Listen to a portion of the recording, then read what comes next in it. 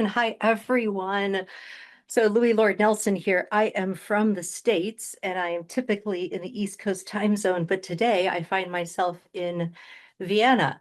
And so my body is going through that little shift of time. So it's great to see all of you and the variety of places that you're logging in from. And some of you have completed long, long days in the classroom.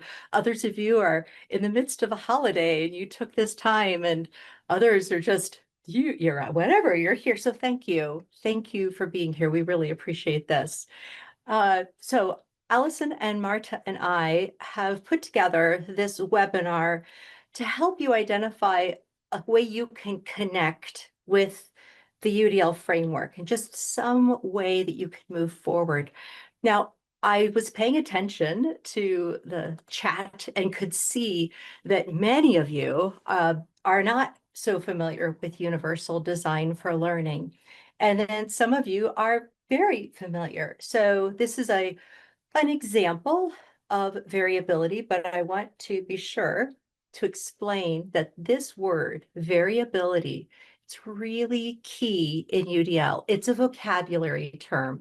We all know what vocabulary is in lessons, but this one's really important because variability goes beyond the fact that we all learn differently. This is something that we know.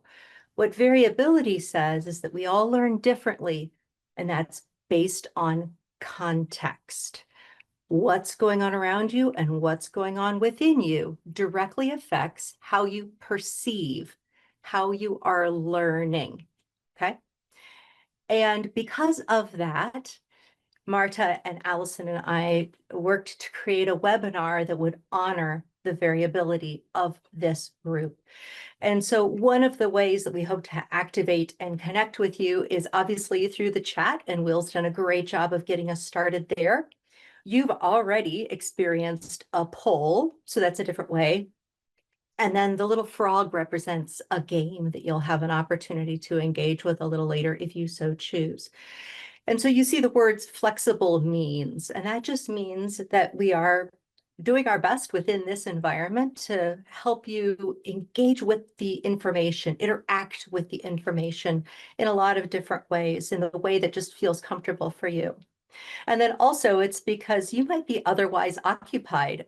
For all I know, some of you have logged in while you're on a train or riding in a car, or hopefully you're not watching while you're driving, or you just have the sound on, or you're washing dishes, or whatever it is. And you aren't going to necessarily participate actively, like typing in the chat. It's fine. That is fine. A big key part of UDL is saying that learners need to engage with the learning in the ways that are best for them within that moment, because that's context. I also want to say, for those of you who are brand new to UDL, and you're like, I just don't even know universal design for learning. I'm going to name two other frameworks that are out there that I'm assuming if you're in education, you've probably heard of. One of them is Bloom's Taxonomy or Maslow's hierarchy. So just put a yes or a no in the chat if you've heard of one or both of those. So Bloom's Taxonomy or Maslow's. Okay, they're all flowing in. Okay, I've just got a couple of no's. In both of those examples, and even for those of you who said no, a framework is something that just helps you center your thinking around a topic. And there's always a goal there. So like Maslow's hierarchy is a framework to help us understand the needs of an individual as they kind of go through life. That's the one that starts with you need, health and safety and food and just the basics of living, right? And getting all the way to the height of relationships and such. Bloom's taxonomy is where there was a determined kind of system, I don't want to say leveling, of kind of types of learning that it help engage our learners' brains more and more and more. But a framework doesn't tell you exactly what steps to take, okay? That is not what a framework is.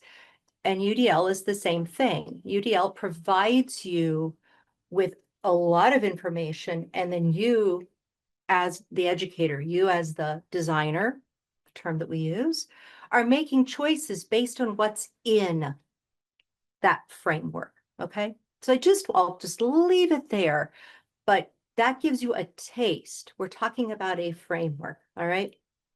So as Allison and Marta and I share our sections, we're going to start with what our origin story is, kind of how we came into UDL, and that'll help us set the basis for our topic. And then we're all going to talk about, from educators' point of view, we hear a lot of, yeah, but for maybe reasons why UDL, I don't know, people have a reaction that maybe it wouldn't work for them, or they want to make these changes, but, okay, so we're coming in from that point of view. All right, so I am going to be talking about the UDL mindsets, as Will said, which, that's definitely a higher level, but it's a way for you to think about what you're already doing to get you prepared to go into that framework more deeply. All right, so here we go. Back in 2007, I was hired as an executive director of a disability organization. And when I walked into the office on the first day, there was a bookshelf full of these books, Teaching Every Student in the Digital Age. There were like 60 copies. And I thought, if there are 60 copies of a book, I probably should read it. It's probably important, don't you think? Well, that was my introduction, and I was hooked immediately. And reason being that this book, which is now out of print, actually, because UDL has gone through several iterations. But what this did was it really emphasized why we need to shift our teaching. And it's because of how the brain learns. The brain is always learning, always, always, always learning. But in this book, CAST was doing the best job they knew how to at that moment to communicate why we needed to change how we were teaching. Also on this screen, you can see an arrow going to a multicolored box, at green and purple and blue.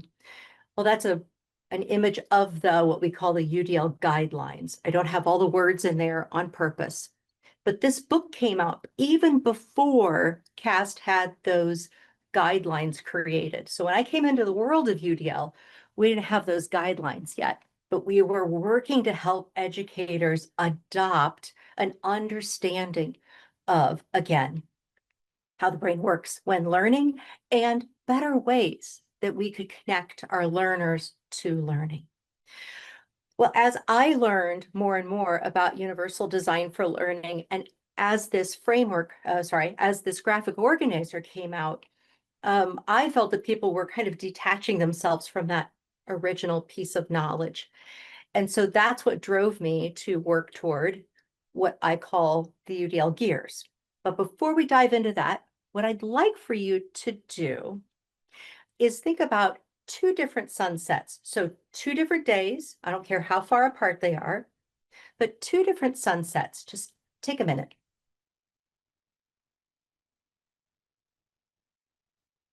I didn't give you a minute, but I'm pretty sure you came up with 2 sunsets. All right.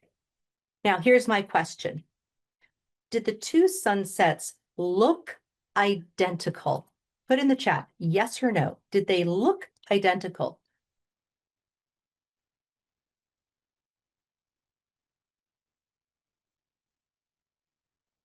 Lots of no's flowing in.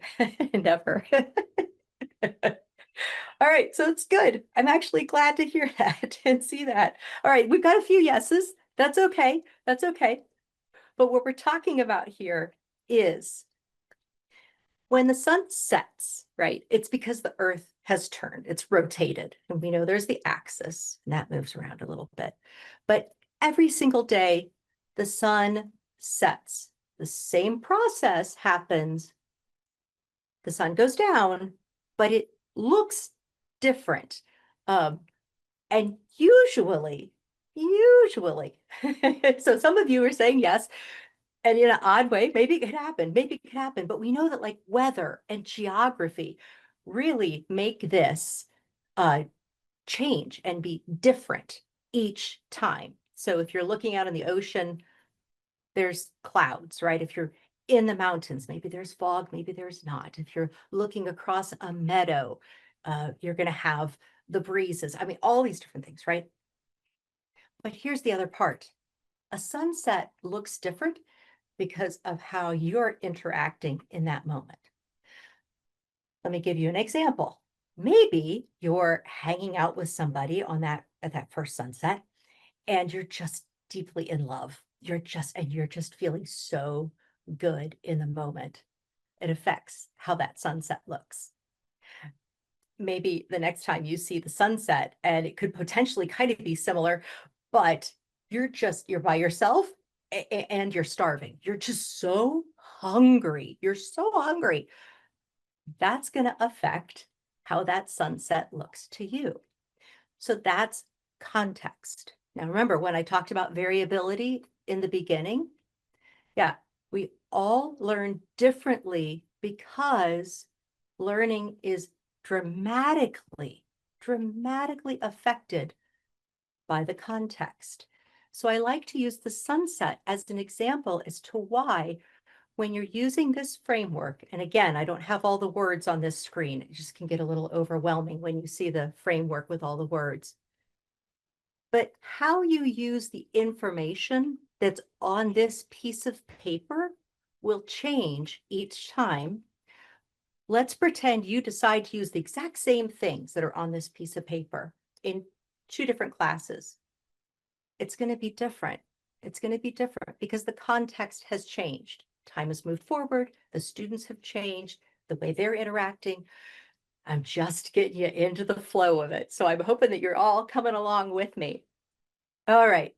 So because of this and because of my desire to really hit this point home, I spent time going through the literature, and universal design for learning has been adopted so many places around the world. So like I saw was at least one person from Singapore. So I spent 5 years coming over to Singapore and working with the Ministry of Education happened to be in the special education division at that time, but then I know that the general education division, they've also been talking about this.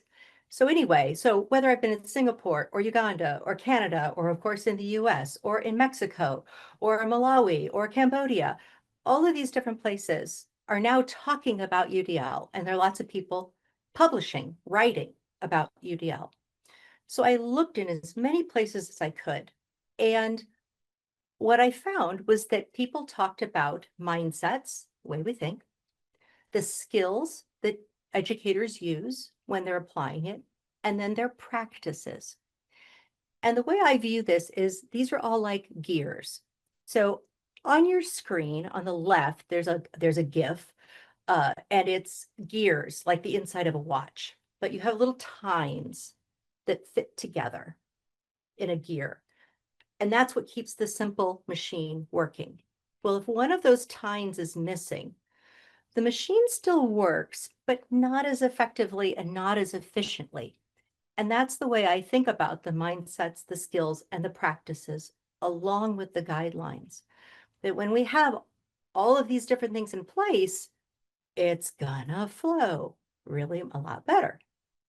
All right, so I see a number of people that aren't able to see the presentation at the moment. I'm going to continue moving forward because I know this is being recorded. So hopefully when you all receive the recording, you'll be able to go back to this point and time in here, which we're maybe 10 minutes in. All right. So, and then also I'll be putting some information in the chat. So for those of you who can't see really well, you'll be able to interact with this next part. Okay, so I've got 2 different ways for you to learn about the mindsets. I've got a game that you can play, and then I also have an individual paper, PDF, that you'll be able to access. Now, here's the deal. I'm also going to ask you to think about 4 different questions as you either play the game or you just want to read the mindsets, because some people are like, I don't want to play a game. That's fine. That's fine. flexible means. I want to give you different opportunities. So I want you to think about, if educators in your past, did you feel like they used these mindsets? And then what did they do that demonstrated that to you? How did that mindset driven action benefit you? And then which mindsets drive your actions? So like I said, I'm going to be putting into the chat links to let you access the game and or the PDF. Also, if you can see the screen, you can also use the QR code that's there if you'd like, or type in those links. So here we go. I'm going to drop the information into the chat right now. I'm going to give you 10 minutes to explore these, either one of those resources. In addition, you can also go out to Just Plain the Gears.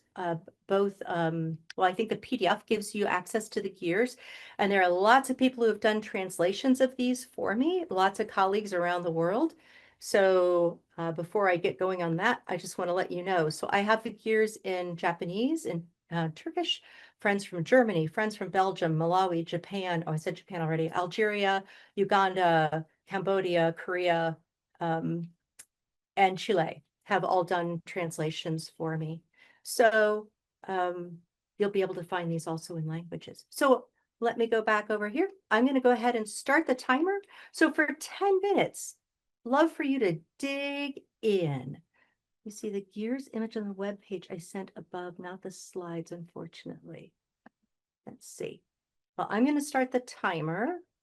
Sorry, Loui, I was just saying, because there was someone who couldn't quite see the gears, and I was just sending them to the page on your website where you can see the gears really clearly. Oh, okay. Lovely. Thank you.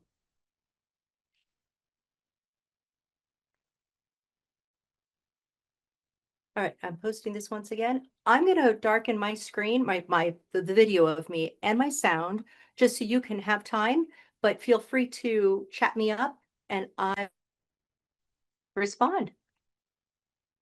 All right, as the clock continues to count down, I just want to express that you'll always have access to this game. You can come back into this webinar and find this game again. So for those of you who are thinking, oh, my frog went to the wrong lily pad, it's really okay. It's a low, it's not a high stress game. And then also you have access to the PDF, which lists all of them out for you. So wonderful. Okay, and that's the lovely end of that. Okay, so the link again, I'll just put that in the chat and then I'm going to move forward. Okay, so really quickly, what I want to do is the yeah buts. So for example, one of those mindsets is I have high expectations for every learner. And then like in a second, like the yeah, but they don't do the work. Well, one of the things we think about in UDL, that framework, those words that I told you about that are in the guidelines, one of the options would help you think about how do I engage them a little differently. And so here's an example of an AI super prompt. So some of you have not used AI at all, and that is okay.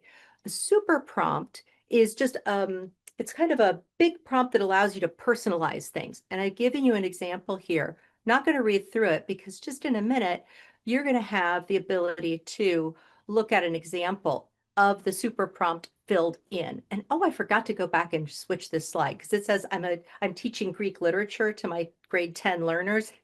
We're in Gloucestershire. It shouldn't say English, it should say England.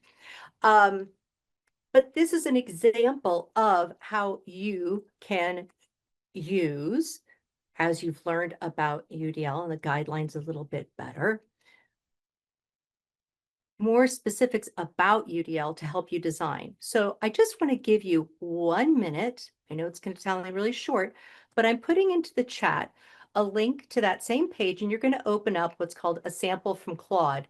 This lets you see how AI could help you think about other ways to encourage your students to engage with the learning a little bit better, okay?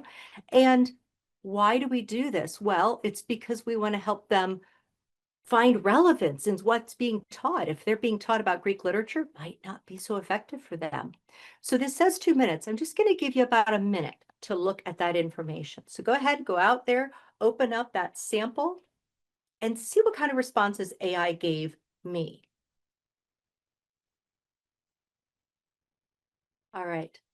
As I promised, I just want you to have access to that document so later on you could look at that too and think about other ways that you could, how AI, sorry, can help you think of other ways to connect with your learners.